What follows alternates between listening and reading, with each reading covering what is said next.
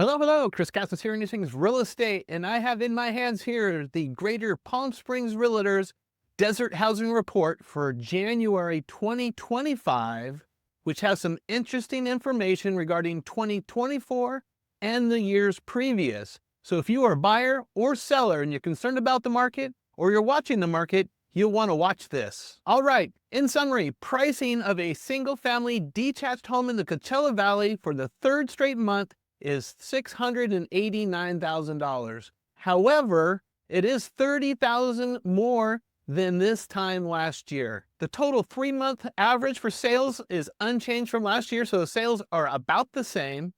And in regards to inventory, Valley inventory was 3,300 units, which is just over 1,000 units more than this time last year. All right, days on market. The median number of days on the market for home in the Coachella Valley is 43 days. That is only 2 days more than average over the history of the Coachella Valley, so things are selling about the same. Not any faster, and not any slower.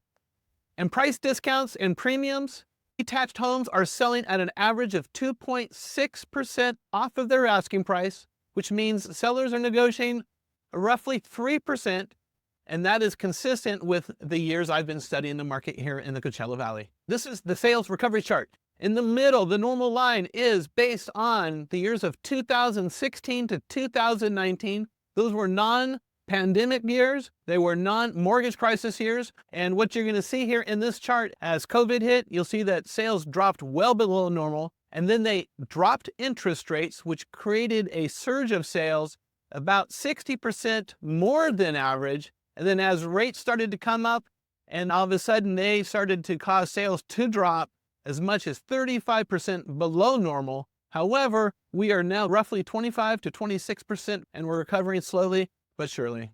How has that affected inventory? Well, here's the Coachella Valley Housing Inventory Report. On the left here is 2019. Units were just under 4,000 units on the market for sale. And then you'll see the pandemic years came. Inventory dropped to just over 500, believe it or not. And then we started to recover after the pandemic.